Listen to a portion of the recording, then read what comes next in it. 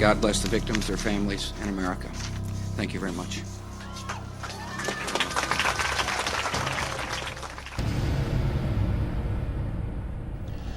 It's been said that all truth passes through three stages. The first stage being denial, the second stage being violent opposition, and the third stage being widespread acceptance as common knowledge. Well, as you view this documentary, keep in mind that people watching will probably fall into one of those three categories. One group of people will absolutely deny that what they're seeing could possibly be true. The second group of people will be violently opposed to this kind of information being released, and they'll do everything that they can to discredit the messenger rather than pay attention to the message. And yet there will probably be a third group of people that will sit back in their easy chair and say, I'm not surprised, I knew it all along. With this in mind, let's begin by playing a little word association. I'll say a word and you think of the first word that comes to mind. Conspiracy theory is what most people think of. We've all been conditioned to associate the word theory with the word conspiracy because, after all, no conspiracies could possibly be true. They're all just theories, aren't they? Well, in the phrase conspiracy theory, there are two words. The first word, conspiracy. The second word is the active word, theory. By definition, a theory is a supposition, an idea, a concept, a hypothesis. Let me give you an example. In theory, if I purchase a raffle ticket, I could win a prize. Now, as long as I don't purchase a raffle ticket, my win is theoretical. But once you purchase a raffle ticket, the win is no longer a theory. It becomes a possibility. And the more raffle tickets you purchase, the more possible and eventually probable the win becomes. Such is the case with a conspiracy theory. As long as there is no evidence, it is a conspiracy theory. But once you have a piece of evidence, no matter how flimsy or circumstantial it may be, it becomes a possibility. And the more evidence that is gathered, the more possible and eventually probable the conspiracy is. You'll be looking at evidence in this documentary, and it will be up to you to decide if this is a conspiracy theory or indeed a conspiracy. Let us never tolerate outrageous conspiracy theories concerning the attacks of September the 11th. Malicious lies that attempt to shift the blame away from the terrorists themselves, away from the guilty. On September 11th, 2001, 4 events occurred within an hour and 15 minutes of one another. The first event occurred at 8:45 Eastern Standard Time when American Airlines Flight 11 hit the North Tower of the World Trade Center. And then 18 minutes later at 9:03 Eastern Time, United Airlines Flight 175 slammed into the South Tower of the World Trade Center. And then at 9:43, it was reported that American Airlines Flight 77 had hit the Pentagon. And then finally, at 10 o'clock Eastern Time, United Airlines Flight 93 crashed in Shanksville, Pennsylvania. Now, unless this is one incredible coincidence, is it not safe to assume that all 4 of these events are inescapably married to one another? And is it not also safe to assume that if you find one person involved or a party involved with one of these events, they're probably involved in all of them?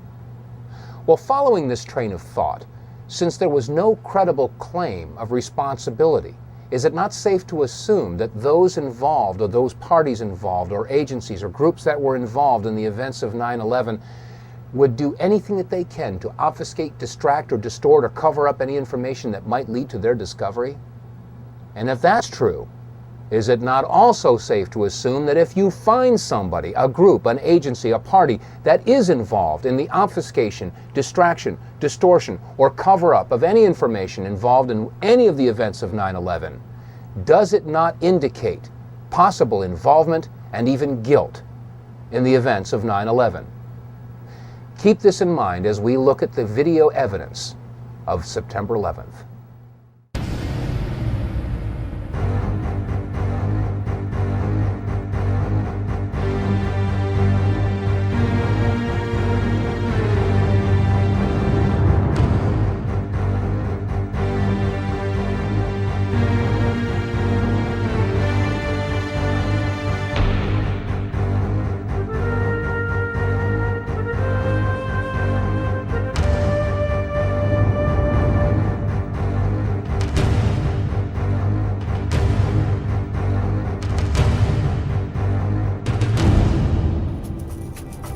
I mean, it was like a cruise missile with wings. Went right there and slammed right into the Pentagon.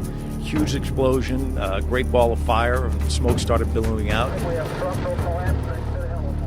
Shortly after September 11th, as what usually happens, many conspiracy theories began to emerge as to what really happened on September 11th of 2001. And because many of these theories were not grounded with any evidence, we didn't really pay too much attention to them. However, in February of 2002, my attention was drawn to the following website, entitled Hunt the Boeing, Test Your Perceptions. Now, the original website was completely in French and was released by the French and drew some very serious questions as to what had really happened at the Pentagon. I mean, after all, we had all seen the big hole that was created by the 757 that had slammed into the Pentagon at 9:43 on September 11th. But some of the photographs that were shown on this website raised very serious questions as to whether or not that's exactly what had happened. Some of these photographs showed a smaller hole, and in some cases showed that there was no way that a 757 could have created this damage. So we began our own investigation, and that started by taking a look at some of the magazines that we all saw at the supermarket checkout stands shortly after the events of September 11th. As I began pouring through the photographs, I had one goal in mind, and that was to prove the French wrong with their website Hunt the Boeing. After all, there must have been some photographic evidence that showed that a 757 had hit the Pentagon. But as we went through all these photographs, we could find no pictures whatsoever showing a tail, a nose, a fuselage, wings, engine, wheels, luggage, seats, nothing. There were no photographs showing any recognizable wreckage from a 757.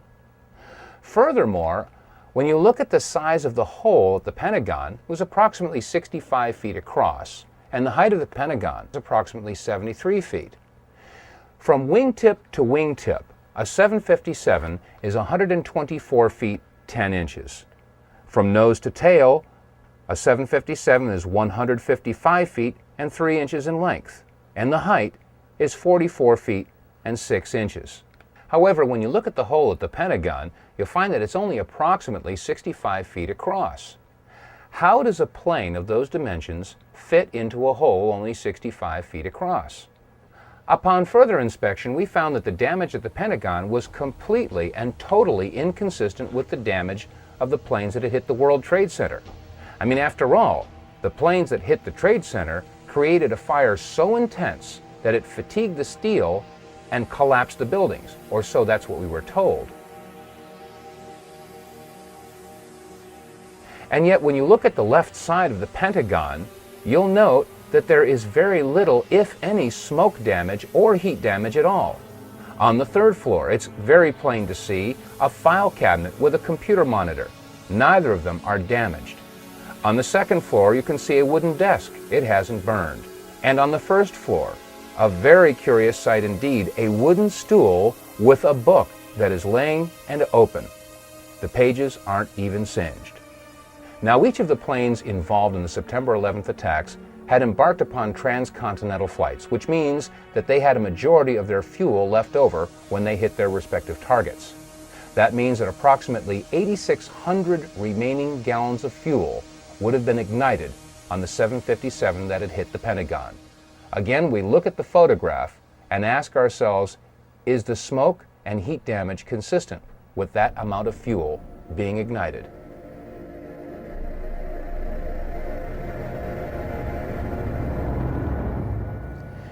Ms. Therese Sagnier, a certified environmental specialist and a member of the Environmental Assessors Association, sent us the following letter after a brief conversation we had on the telephone. She had said to us that the amount of fuel that would have been left in the aircraft that had hit the Pentagon would basically have reduced that section of the Pentagon to rubble and would have burned for days. And that 8,600 gallons of fuel had a BTU rate of 86 million. She also stated that looking at the total weight of this aircraft in conjunction with its velocity, the Pentagon should have been reduced to the thickness of a pancake. Also, the fuel spill of 8,600 gallons would have posed a very large soil removal and disposal project, since the contaminated soil will be considered hazardous waste under Title 40 of the Code of Federal Regulations. Another interesting question that is raised is in the photographs of the collapsed area of the Pentagon. If you'll note the upper floor and roof area, it appears that that area simply collapsed and does not show any impact damage from a tail section that was over 43 feet in height. How could a 757 slam into the Pentagon and not have an impact area where the tail section would have hit the upper floors? Shortly after these questions were raised and the topic was open for discussion on our radio show, The Power Hour, these 5 frames were released from a security camera at the Pentagon. The only problem is that the release of these 5 photographs seemed to raise more questions than they answered. First of all, why was the date incorrect in the lower left corner of the screen? Second of all, they really didn't show that there was a 757 that had hit the Pentagon. And thirdly, many people asked, is this the only security camera that was on at the Pentagon? The Pentagon. This is the nerve center for the United States military, supposedly the most secure building in the country. And this is the only video footage that was available of the most heinous attack ever recorded at the Pentagon? Where were all the other security cameras aimed? What about the security cameras that were on in the hallways at the Pentagon? Every inch of the Pentagon is under video surveillance. Where are those video cameras? We also had a report about a gas station whose video camera was pointed in the exact direction where the 757 would have hit the Pentagon. Shortly after the event, it was reported that federal officials showed up at that gas station and confiscated that footage.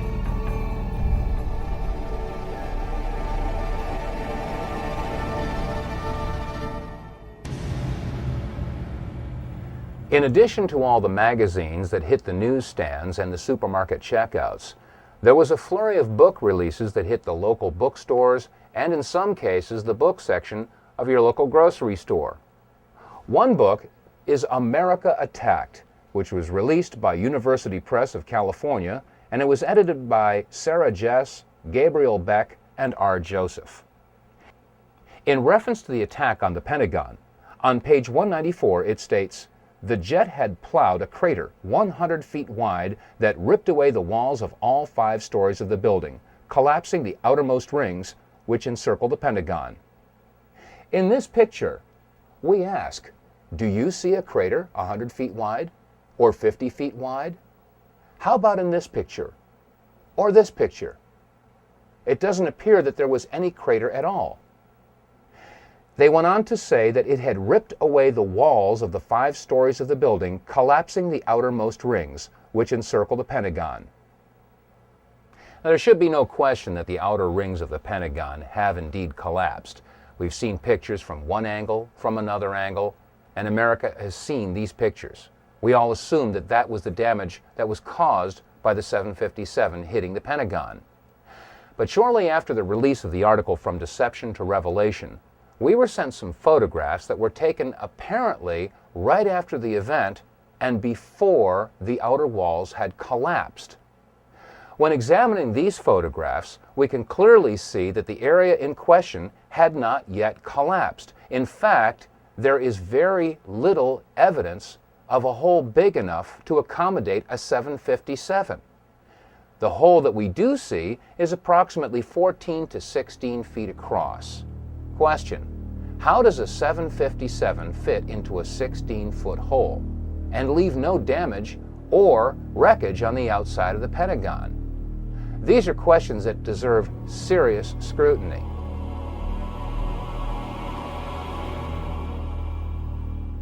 Let's take a look at some of the photographs that were taken before the outer wall of the Pentagon collapsed. In this first photograph, we can see the firefighters pulling the hoses away from the fire truck. In the foreground, we can see wire spools that were left on the front lawn of the Pentagon. After all, this section of the Pentagon was under renovation. We'll use these wire spools as reference points. Also, to the right of those wire spools and on the face of the Pentagon, we can see that some concrete facing has broken away. We'll also use this as a reference point as we examine these photographs. Now, to the left of that area where the facing has broken off, we can clearly see that the Pentagon has not yet collapsed. There are some flaming areas, and that area appears to be the only section where there is a hole approximately 14 to 16 feet. Question: how does a 757 fit into a 16-foot hole and leave no wreckage on the front of the building? We can also see that the roof of the building does show fatigue, but has not yet collapsed. In this photograph, an astonished onlooker sees exactly what we're seeing. The Pentagon had not yet collapsed. And again, there is no sign of any wreckage whatsoever. No tail, no fuselage, no wings, no wheels, no engines, no seats, no luggage, nothing on the outside of the Pentagon. Pentagon roofline is clearly visible, and again, it is under fatigue, but it had not yet collapsed. As we examine this next photograph, let's take a good close look at the lower left corner. You'll see engine 331 from the Metropolitan Washington Airport Authority, and we contacted the fire chief from this engine company. Chief Plower agreed to come on our radio show along with two of his firefighters, but 1 hour before airtime, they canceled. We were told that the two firefighters had been placed on indefinite leave. When we look at this photograph, we can see that the fire retardant foam is being sprayed on the front of the Pentagon, and again, the area in question had not yet collapsed. And you can see right in the center of the photograph a big area where some of the concrete facing has broken away, and it appears that this is the only major hole in the front of the Pentagon. Again, is this hole big enough to accommodate a 757? And where is the wreckage? In this photograph, we again see engine 331 and fire retardant foam being sprayed on the front of the Pentagon. Note clearly in the center of the photograph, we see the upper floors of the Pentagon, again, yet to collapse, but also notice that there does not appear to be any damage to these upper floors. Question: if the height of the Boeing 757 was 44 feet 6 inches, there should have been some point of impact in these upper floors, and yet when we look at these pictures, there doesn't appear to be any impact whatsoever in the area where the tail should have hit. And again, there is no wreckage visible on the front of the lawn. Now, while these photographs were being taken, videographers from several different networks were on the scene to capture the firefighters in action as they battled the blazes at the front of the Pentagon. Jim Angle is joining us now from Washington. Jim, what can you tell us about that fire outside the Pentagon? Jim Angle, are you with us? I can tell you first that the roads around the White House, the streets around the White House, were blocked seconds ago. Members of the Uniform Division of the Secret Service ran out to intersections and started diverting traffic. There are emergency vehicles on almost every block around the White House. The road south of the White House has also been blocked. And as you know, the White House is being evacuated. Federal employees are standing on the street corners in and around the White House, having left the building for fear of another attack. As you come into Washington from Virginia, about 2 miles from the Pentagon, you can see the smoke billowing up from the building. Huge clouds of smoke, so much so that commuters coming into town have pulled over to the side of a busy freeway, what is ordinarily a busy freeway, and are sitting, watching in amazement as the symbol of the United States Defense Establishment goes up in smoke. So there is an amazement all over Washington. People are not sure what to think. You've got a lot of federal employees standing around in this area watching as the streets are blocked off and emergency vehicles rush to and fro. We're not sure what they are up to, but clearly there is concern about the safety of the White House and the surrounding buildings. John. Jim, do you know anything about what kind of plane? Be advised, there's floor collapse, structural integrity is compromised. I'll give you a report as we get on the interior.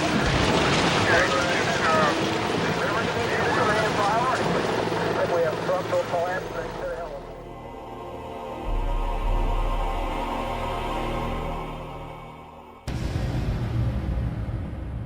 question. What could have caused this type of damage? What could have caused a 14 to 16 foot hole and pierced 3 of the rings of the Pentagon? Keep in mind that each ring of the Pentagon has an outer and inner wall, each wall approximately 18 inches thick of steel reinforced concrete. That means that each ring consisted of 36 inches or 3 feet of steel reinforced concrete for a total of approximately 9 feet of steel reinforced concrete. Question: could a 757 have pierced 9 feet of steel reinforced concrete and left a 14 to 16 foot hole and no wreckage? If not, what could have created that type of damage? On our radio program, The Power Hour, we have a lot of veterans and military experts that listen in, and many have called up and agreed that it could not have been a 757 that created that damage, but in fact had to be something else altogether. What could have caused that damage?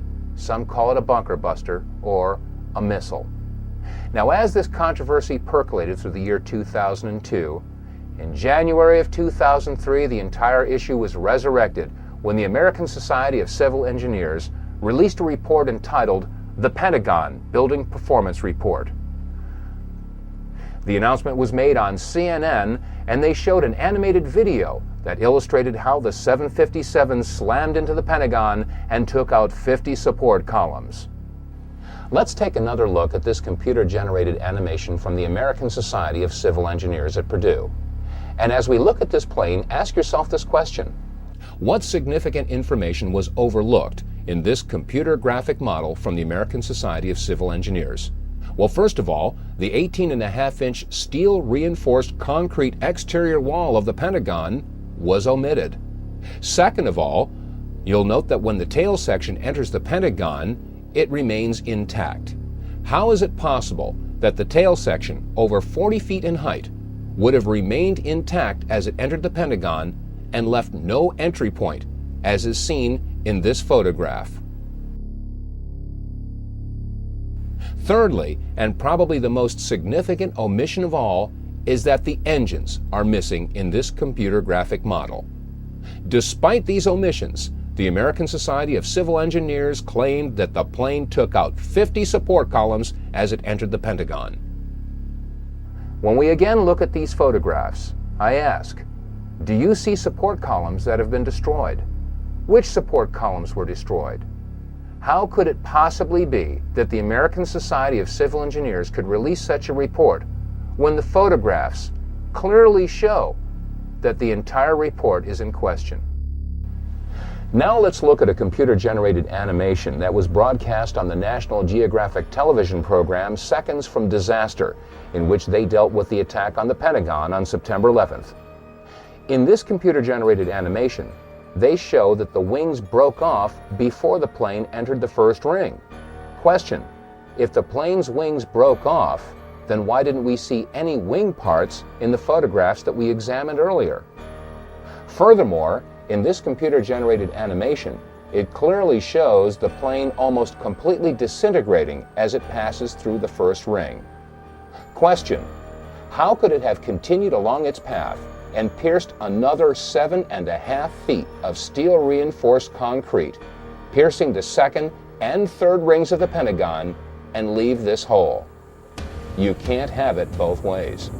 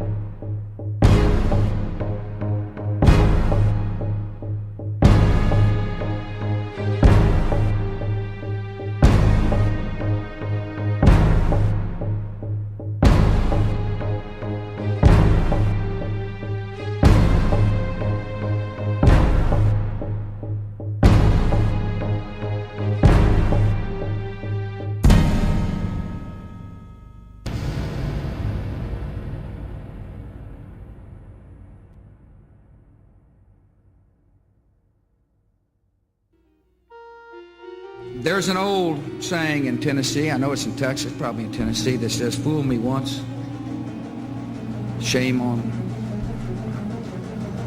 you. It fooled me, we can't get fooled again.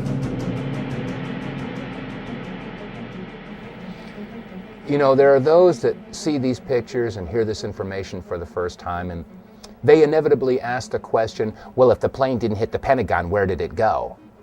The answer is, I don't know where it went. For all I know, it could be sitting in 200 feet of water in the Atlantic Ocean. But then again, I didn't say that Flight 77 hit the Pentagon. That was NBC and CBS and ABC and CNN and Fox and all the other news agencies. The question should be, if Flight 77 hit the Pentagon, then where is it? And let's keep in mind that if we do find someone, a group, or an agency that is involved in the obfuscation, distraction, distortion, or cover-up of any information about any of the events of September 11th, does that not indicate possible involvement and even guilt in the events of September 11th? Now let's move on to what happened in New York City on the morning of September 11th.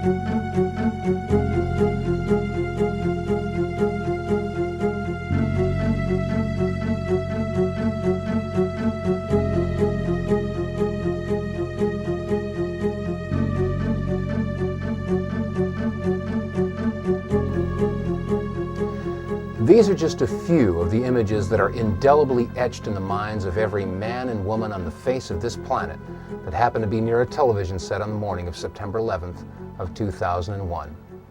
Most of us will never forget where we were and what we were doing on that day. Now, right after September 11th, many conspiracy theories began to arise to try to explain how and why the towers came down.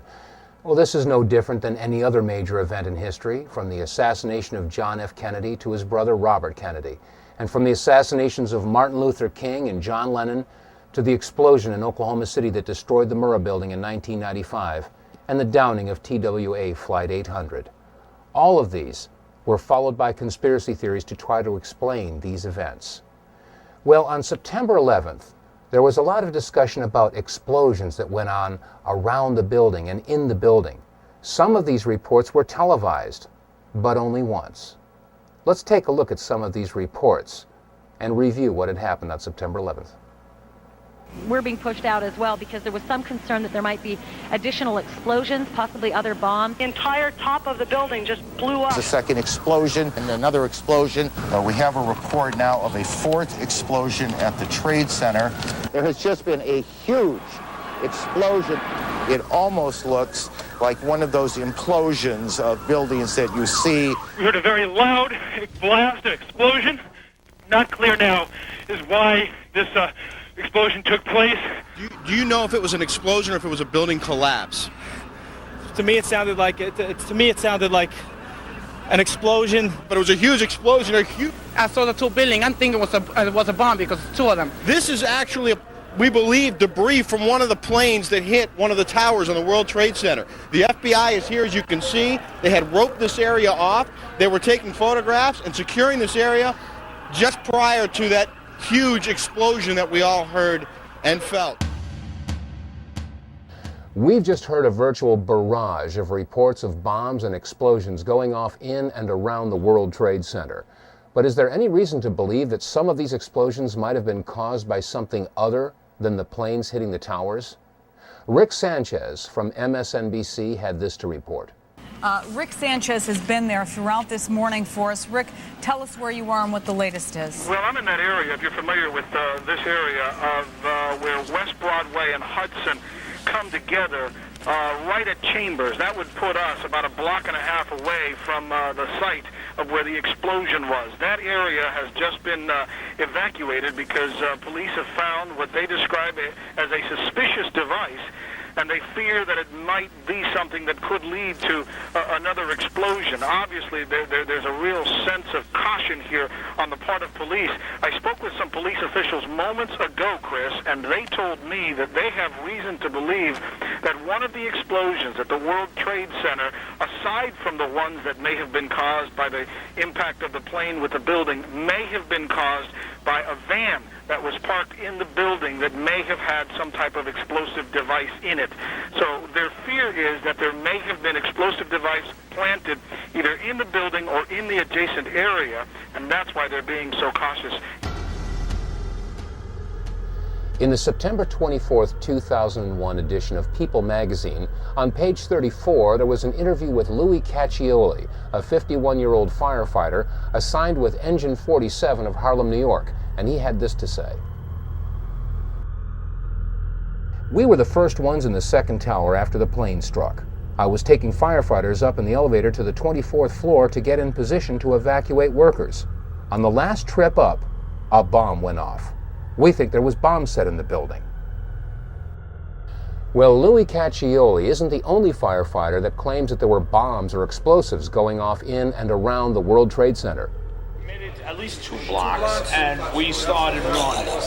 Floor by floor, it started popping out. It was if they had detonated. Yeah, detonated. If they were planned to take down a building. Boom, boom, boom, boom, boom, boom, boom. All the way down. I was watching. We've heard eyewitness accounts and testimony from fire officials that indicate that there were bombs, explosives, possibly detonating charges that were utilized in the collapse of the World Trade Center buildings. Is there any reason to believe that detonating charges were utilized in the collapse of the North Tower, the South Tower, or Building 7? One firefighter did say, boom, boom, boom, boom, boom, that's how it went down. And many of the television reporters reported that as the buildings collapsed, both the North Tower and the South Tower and Building 7, they all appeared to come down just like a controlled demolition. Let's listen to a clip from Larry Silverstein. He was the lease owner of the World Trade Center as he gave an interview on PBS. I remember getting a call from the fire department commander telling me that they were not sure they were going to be able to contain the fire. And I said, we've had such terrible loss of life. Maybe the smartest thing to do is pull it. And they made that decision to pull, and then we watched the building collapse. Now, we've just heard Larry Silverstein making the admission that when it came to Building 7, the decision was made to pull it, a term that is used by demolition experts in bringing a building down. But what was America and the rest of the world told as to why Building 7 came down? About an hour ago, World Trade Center Building number 7 collapsed, a 42-story building, weakened by the devastation that had occurred earlier today. We've all seen controlled demolitions on television. Office buildings, sports stadiums, all brought down by controlled charges. And these charges and controlled demolitions take weeks of planning. They have to bring in experts and do a structural analysis of the buildings, study which beams, which girders have to have charges placed on them. And then a team of explosive experts has to come and set the charges, wire them all together in sequence.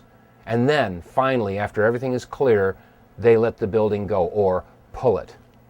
Are we to believe that 8 hours after a surprise attack in New York City, they were able to pull Building 7? How is this possible had it not been planned in advance? And if they did have planned detonation charges in place in Building number 7, is it possible that there were charges in Building 6, or 5, or 4, or the North Tower, or the South Tower? We made it at least 2 blocks, and we started running. Floor by floor, it started popping out. It was if they had detonated. Yeah, if they were planned to take down a building. Boom, boom, boom, boom, boom, boom, boom. All the way down. I was watching it and running. Just ran.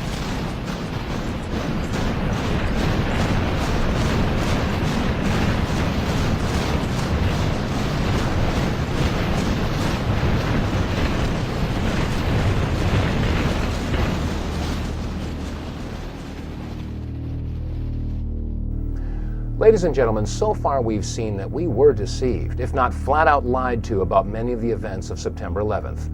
From the controversy about whether or not Flight 77 actually hit the Pentagon, to whether or not there were bombs or explosives or detonating charges utilized in any of the buildings that collapsed in the World Trade Center. And also Larry Silverstein making the admission that when it came to Building 7, they made the decision to pull it. And now we come to the main events of September 11th, North and South Towers being hit by airliners that were supposedly hijacked by terrorists. Let's take a look at some of the clips that we've all seen over and over again.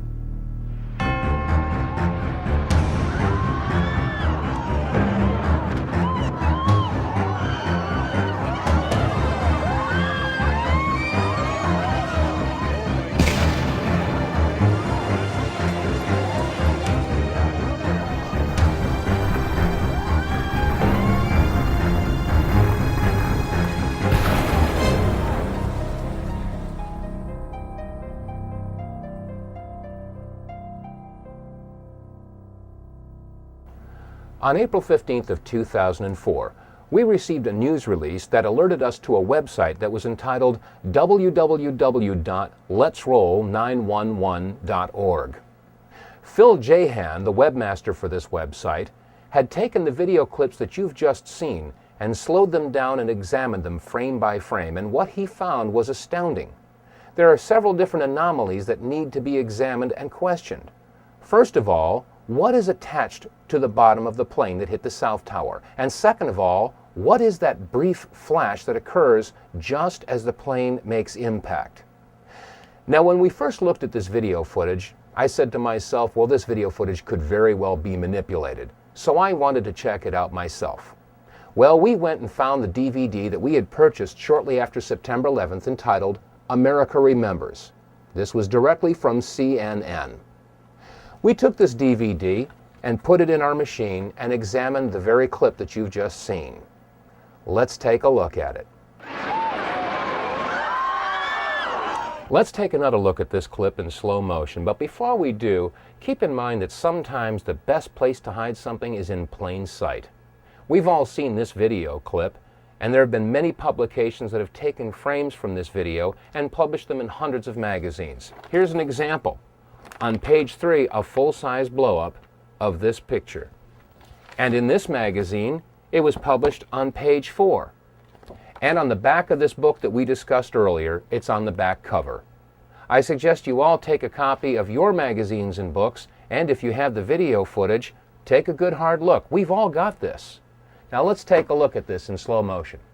As the plane approaches the South Tower, notice carefully the belly of the plane. There appears to be something attached, and just as it hits the building, there's a flash. Let's take another look in super slow motion.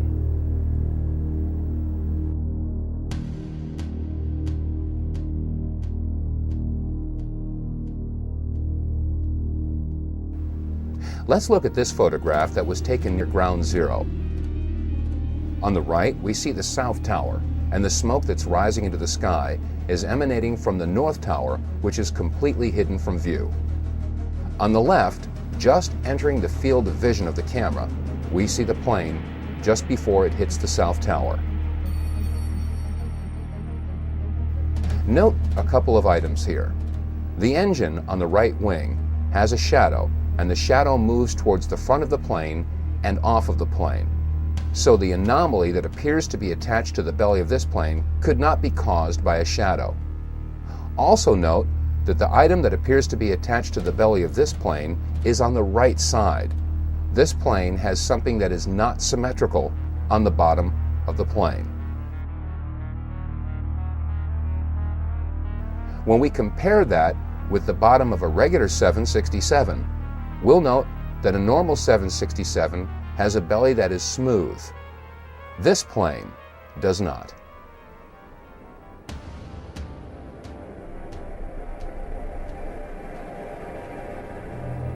In the summer of 2003, in Barcelona, Spain, a publication by the name of La Vanguardia did an investigative report on the plane that slammed into the South Tower.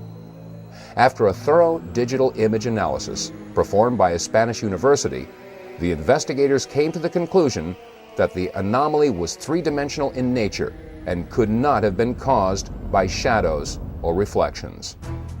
Question: Is it outside the realm of possibilities that an object of this size and shape could be attached to the belly of a plane of this type?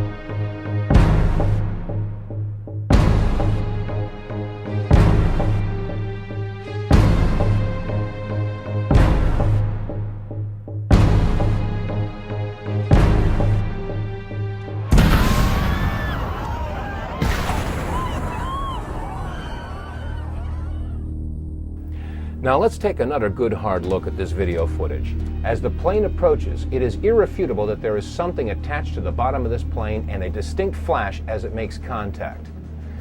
Now there are some that would say that this is a trick of light, a reflection. Well, let's keep in mind that if you hold a mirror in your hand and reflect the sun's rays, that reflection only goes where you aim that reflection. So a reflection should only be seen from one particular angle.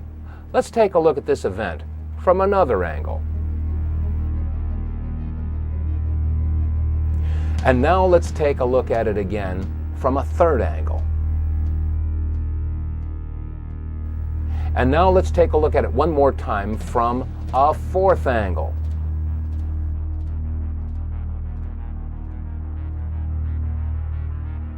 Ladies and gentlemen, you've just seen a very interesting event indeed. Not recorded by one, but recorded by 4 different cameras from 4 different angles. There can be no doubt that this is not the result of a reflection of any sort, but in fact was a flash caused by an explosion, a detonation, a missile. Something happened that was not a terrorist with a box cutter. Let's take another look at the object attached to the belly of this plane and ask yourself this question. Could something this big have gone unnoticed by the passengers, the crew, the baggage handlers, the service personnel at a commercial airport? The obvious answer is no, it would have been noticed. Which raises the question, where did this plane take off from? And was it in fact a commercial airliner at all? That was not American Airlines! That was not an American Airlines! The plane was a larger plane. It did look as large as but it did look like that. And dove to the other side and crashed right in. An explosion was so terrific it looked like it had dynamite in it. The ball of fire that came flying out of that one was even worse than the first one. And we were standing there and I said, I can't believe this. And sure enough, there it was, another plane. The plane wasn't no airline or anything. It was a twin-engine, big gray plane. Mark Bernbach, a Fox employee, is on the phone with us. Mark witnessed this from what we understand. Mark, were you close enough to be able to see any markings on the airplane? Hi, gentlemen. How you doing? Yeah, there was definitely a blue logo. It was like a circular logo on the front of the plane, towards the definitely towards the front. It definitely did not look like a commercial plane. I didn't see any windows on the sides, and definitely very low. And I'm completely panicked. I'm you're freaking out. I cannot believe what I just saw. We are all shaken by this. We are watching the video now back live, but the upper floors of the World Trade Center in Manhattan in flames now after apparently 2 large airplanes. We're talking about jetliners here, slammed into the sides right around 9 o'clock this morning. Mark, if what you say is true, those could be cargo planes or something like that. You said you didn't see any windows in the side? I didn't see any windows on the sides. I saw the plane flying low. I was probably like a block away from the subway in Brooklyn, and that plane came down very low.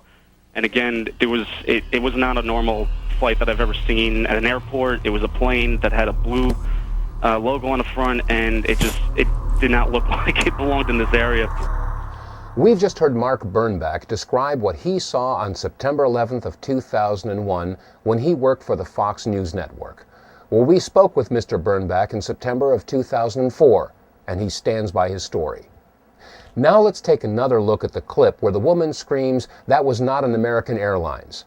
There are those that would try to say that we've dubbed in the voice or somehow altered the sound portion of this video clip. This time, watch carefully the woman on the right half of the screen. That was not American Airlines. That was not American Airlines. That was not American Airlines.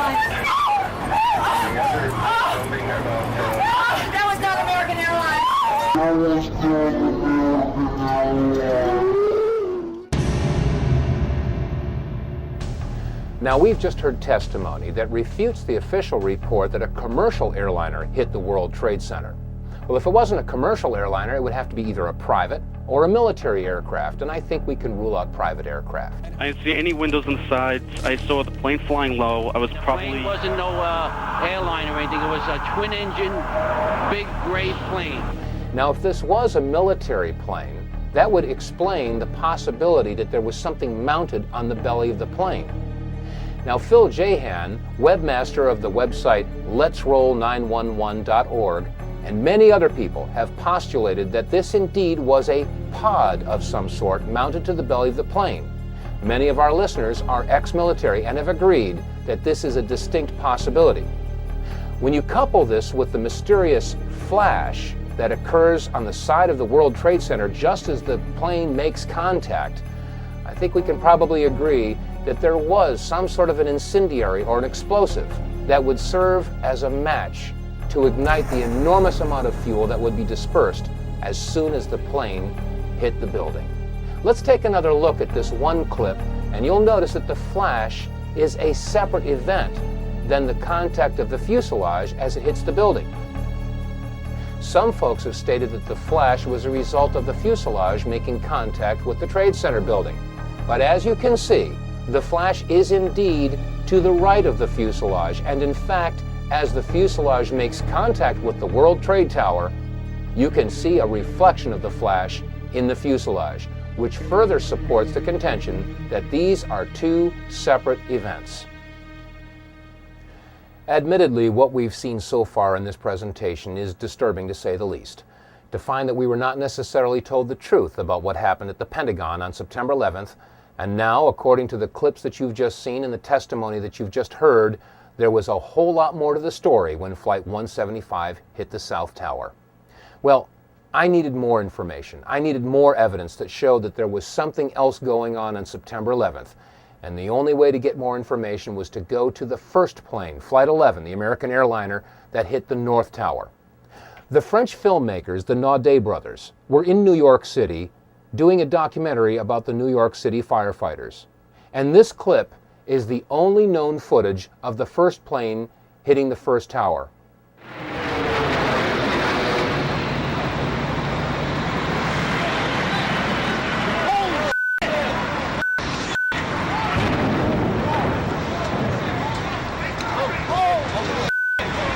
Let's take another look at this video clip, this time in slow motion.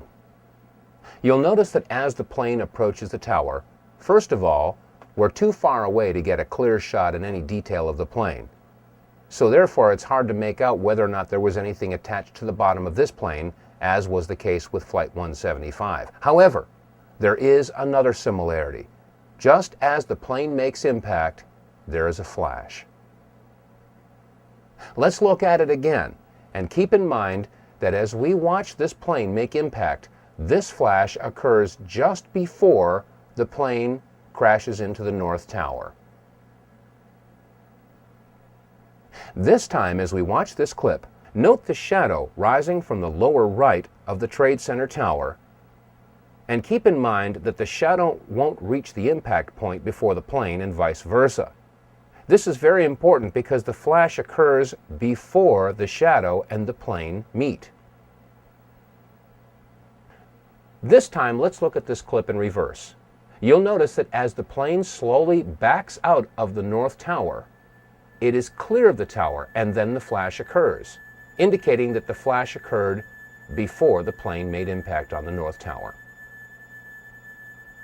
One more time, this video clip showing the flash as the plane hit the North Tower.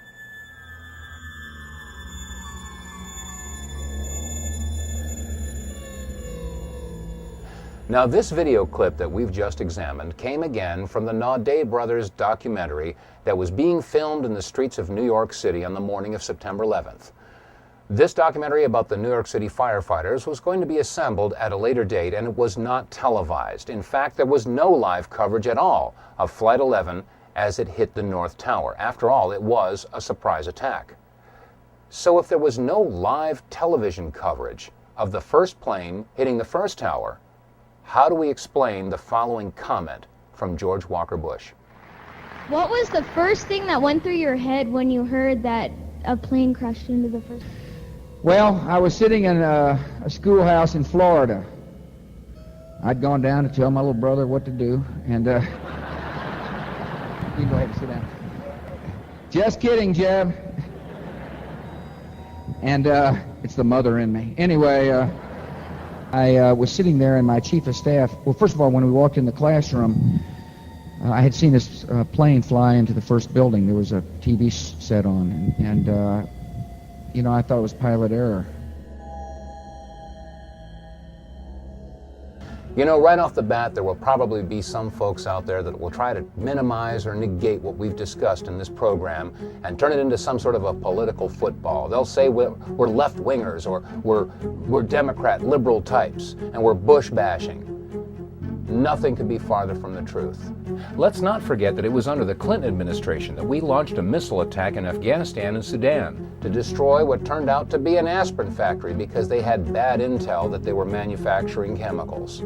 It's happening again, folks. It has nothing to do with liberal versus conservative, or Democrat versus Republican, or right versus left. It has everything to do with right versus wrong. On September 11th, it was reported that the passengers of Flight 93 were in the process of overcoming terrorists who had taken over the plane using box cutters. And in the process, the plane crashed in a field in Shanksville, Pennsylvania at 10 o'clock a.m. Eastern Standard Time. Well, if Flight 93 crashed in Shanksville at 10 o'clock Eastern Time, how do we explain the following story that was carried by WCPO-TV Channel 9 in Cincinnati, Ohio? This story was posted on the internet at 11:43 a.m. Eastern Time by web producer Liz Foreman.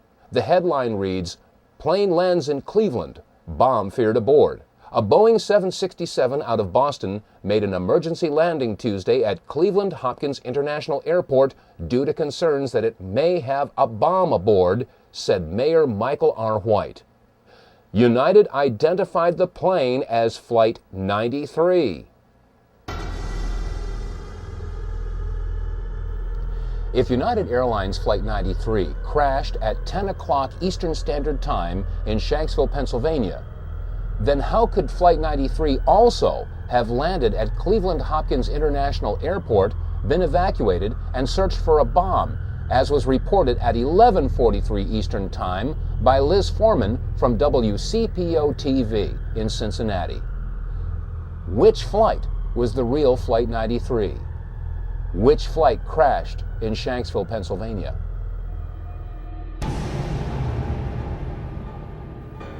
And now we come to the $10,000 question. How is it possible that in the sleepy town of Versailles, Missouri, in a little production studio, we can do an in-depth analysis and a slow-motion expose of video footage that's been at the fingertips of every major news network all this time? How is it possible that they can show you slow-motion video of car crashes and basketball games, and they can do frame-by-frame analysis of major events in history like the JFK assassination, and yet they haven't seen fit to show you one slow-motion picture of these planes hitting the towers? Why is it that shortly after September 11th, it was decided that it would be too painful for America to see these videos anymore, and so they decided to stop showing them? Maybe now we know why they stopped showing these videos. And maybe we should have nothing but contempt for the mainstream networks for withholding this information. After all, if you become aware of a lie and you do nothing to expose the lie, you then become part of the lie. Has this ever happened before in American history? Have the mainstream media networks ever suppressed information in regard to terrorist attacks in this country? appears to be the Oklahoma County Bomb Squad. It's their bomb disposal unit, essentially, is what it is, and it is what they would use to, if the report that we gave you just a few moments ago turns out to be correct, that they have found a second explosive device of some kind inside this building, they'll back that trailer down there, and the bomb squad folks will go in, and they will use that trailer. You see the bucket on the back there, sort of, this is how they would transport the explosive device away from this populated area to try to do something with it. Now confirmed through federal authorities that a second bomb has been found inside that federal building in Oklahoma City. It was an explosion at 9 o'clock this morning that did that damage you're looking at right there, blowing off the entire north face of that building.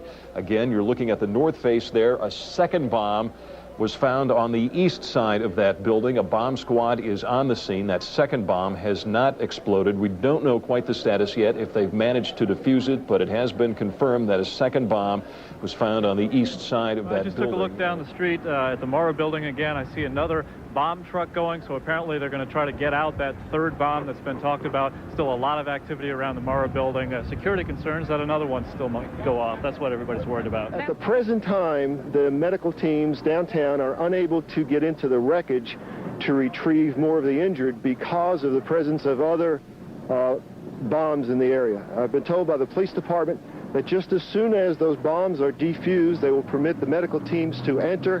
Just for a second, we want to update our audience that the Justice Department is reporting that a second explosive device has been found in the A.P. Murrah building in downtown Oklahoma City. Mike, you're still with us, aren't you? Yes, I am, and I might tell you in addition to that, in fact, what we were told at the scene a few minutes ago was that, in fact, 2 different explosive devices were found in addition to the one that went off. So a total of 3, A total of 3, and of course then there was mass confusion whenever there were hundreds of spectators in the area, and when they heard that there were other bombs in the building, people were running from the area in the opposite direction as fast as they could. Utter devastation that one explosion caused, because here's now what we are starting to learn about the succession, or what someone obviously hoped would be a succession of explosions. The first bomb that was in the federal building did go off. It did the damage that you see right there. The second explosive was found and diffused. The third explosive that was found, and they are working on right now as we speak, I understand, both the second and third explosives, if you can imagine this, were larger than the first. So try to imagine 2- or 3-fold happening what we've already seen there. It is just incredible to think that there was that much heavy artillery that was somehow moved into the downtown Oklahoma City. President Clinton just called Frank Keating, Governor Frank Keating, and he says that 3 FBI anti-terrorist teams are en route to Oklahoma City. Right now, they are saying that this is the work of a sophisticated group. This is a very sophisticated device, and it has to have been done by an explosives expert. Obviously, you talk about the second bomb that was found. Devin told us earlier, we got information that the second and third bomb were bigger than the one that was detonated. 1,200 pounds of explosives in that first one that went off. The second and third devices that were found were actually larger than that. So you can undetonated bombs that were found that were bigger than the device that exploded. And if this other one that they're looking at now turns out to be something, it appears that it was meant for this building to come down, to be leveled, because of the amount of power that could have gone off. Only one explosion, it was obviously tragic enough, but there were more bombs set to go off, according to ATF officials. The question is, why that building? And was it Waco? Is it Nation of Islam? We should find out an awful lot when the bombs are taken apart. I think it was a great stroke of luck. As you're mentioning, it's hard to talk about luck on a day like today in Oklahoma City, but it was a great stroke of luck that we actually have got diffused bombs. It's through the bomb material that we will be able to track down who committed this atrocity. I'm sure many of you were shocked after seeing these clips that you've just seen that were taken from local affiliate stations in Oklahoma City right after the bombing. Many of us never heard about the discovery of a second bomb and a third bomb and the retrieval of a bomb and the statement that we actually have got diffused bombs. This information was suppressed. It was kept from the American people. Why? How many pieces of evidence do we need to prove that there is a conspiracy? In regard to September 11th, we discussed Flight 77. Did it hit the Pentagon? How could it have hit the Pentagon and left a 16-foot hole and no wreckage? And then when it came to Building 7, we have Larry Silverstein making the statement that they decided to pull it, indicating that there could have been demolition charges. And we couple that with the firefighters who were interviewed and stated that it was like demolition charges going off. And then there was the anomaly that was attached to the bottom of Flight 175, or so we thought, Flight 175, hitting the South Tower. The mysterious flash as it made contact, caught not by one, or by two, or by three, but by 4 different cameras. And then there's the analysis of the North Tower and the mysterious flash of that flight slamming into the building. How many pieces of evidence do we need before America and the world recognizes that there is a conspiracy? And now we come to the most important question of all, and that is, who do we trust? The questions raised in this video documentary are admittedly terrifying, but the answers may be even more terrifying. We offer an open hand and not a clenched fist to every man and woman that serves in uniform, whether it be law enforcement or military. You've all taken an oath to protect and serve, or to support and defend the Constitution from all enemies, foreign and domestic. And you are going to be charged with the responsibility of protecting the American people, the Declaration of Independence, the Bill of Rights, the Constitution. Our way of life is in jeopardy, and you will be charged with the responsibility of defending our way of life and the people of this country. The biggest challenge before you right now is, who is the enemy? There are those that would ask the question, why would our government be involved in such a horrendous act of terrorism? Or what would the motive possibly be? Well, let's remember a couple of things. First of all, it's been said that those that forget their history are destined to repeat it. And it's also been said that history was written by those that hanged the heroes. We're now just finding out, and it's becoming common knowledge, that the attack on Pearl Harbor wasn't the surprise attack we were all told it was. In fact, the powers that be knew days ahead of time that the attack was pending. And then there's the Northwoods documents that were released in 1961, in which the Joint Chiefs spelled out plans to attack their own ships, sink battleships, let off bombs, and have terrorist attacks here in the United States to instill patriotism and raise anger against the communists so that we could find an entry into the Cold War. We all know that war makes money, and the events at Pearl Harbor and the very existence of the Northwoods documents should represent a mindset and a clear intent of the powers that be to involve themselves in clandestine operations and to sacrifice the lives of our men and women in uniform and civilians as well, as long as it will legitimize their involvement in some sort of a military conflict. Let's look at the world situation today. The United States is the only remaining world superpower. Russia is our best friend now, or so we're told, and China is our biggest trading partner. Simply ask Walmart or Dollar General or any other major retailer where most of the goods are manufactured in China. Well, if there is no world superpower boogeyman or enemy to be watching over, well then what better enemy to have than a nameless, faceless enemy without a country that can strike at will in any corner of the globe? The war on terror. A war that, as Dick Cheney has said, could last for decades. Yes, war means money. And defense contracting is the largest industry in the country, if not the world. Billions, if not trillions of dollars are awarded to defense contractors every year. And they'll manufacture $75 hammers or $600 toilet seats, grossly overcharging the American taxpayer. Where does all this extra money go?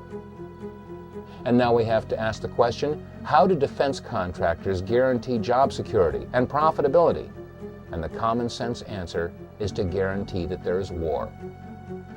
Well, you might ask, why doesn't the mainstream media tell us about this? Why hasn't Tom Brokaw or NBC News told us?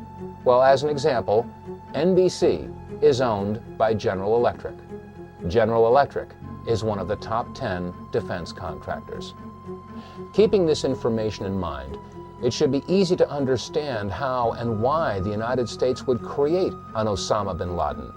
Osama bin Laden was a CIA asset. He was trained by and funded by the CIA. He was put into power by the CIA, and he had substantial financial ties to the current administration.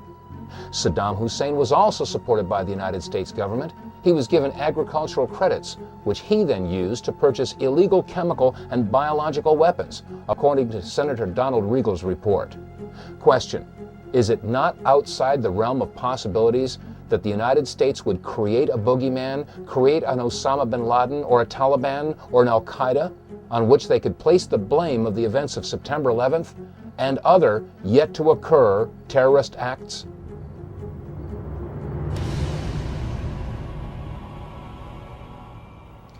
In the beginning of this program, we played word association, if you recall. The term was conspiracy theory. Now, you've seen enough evidence in this presentation to know that we are dealing now with a conspiracy. There is plenty of evidence to support it. The conspiracy theory, in fact, is the idea that Osama bin Laden had something to do with the attacks of September 11th. Let's not forget that on September 23rd of 2001, Condoleezza Rice, National Security Advisor, had stated that they had evidence that linked bin Laden with the terrorist attacks and that they would release that evidence in due time. Well, America and the world are still waiting for that evidence. And in that time since September 11th, we've launched not one, but two wars in Afghanistan and Iraq based upon no evidence or a conspiracy theory. Our war is against evil, not against Islam. We don't hold any religion accountable. We're fighting evil. What we've seen on this video should give us all cause to stop and rethink everything that we've been told about September 11th. The media and our government have relentlessly pounded into Americans' minds that it was terrorists wielding box cutters that were responsible for the attacks in America on September 11th.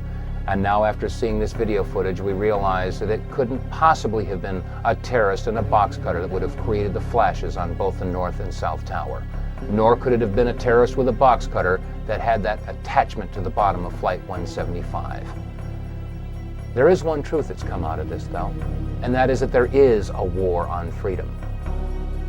But the war on freedom isn't being waged by those that they say it is. After all, how many of your freedoms have been legislated away by Osama bin Laden or the Taliban or Al-Qaeda or Saddam Hussein?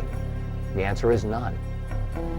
Your freedoms have been legislated away by the very people who take oaths to defend your freedoms. Republicans and Democrats alike. Your Congress, your Senate, your President. There is a war on freedom. And now, thanks to the Homeland Security Bill, the Patriot Act, the Terrorist Bill, the Model States Emergency Health Powers Act, we have thumb scanners and retina scans and face recognition, metal detectors. At the airports, we have body scans and body cavity searches. Yes, there is a war on freedom. And let's not forget what George Bush had said in regard to conspiracy theories. Let us never tolerate outrageous conspiracy theories concerning the attacks of September the 11th. Malicious lies that attempt to shift the blame away from the terrorists themselves, away from the guilty. Every nation in every region now has a decision to make. Either you are with us or you are with the terrorists. Much calmer situation and a much better evacuation. And these people. My son was murdered! Let's ask some real questions. Is that unfair? And what about the bunker? You didn't ask him about the bunker, the Office of Emergency Management bunker on fire? We are getting ready for the next panel. Remember this. Your government funded and trained Al-Qaeda. Repeat it again. Your government funded and trained Al-Qaeda. And now I ask all of America and the people of the world, where's your line in the sand?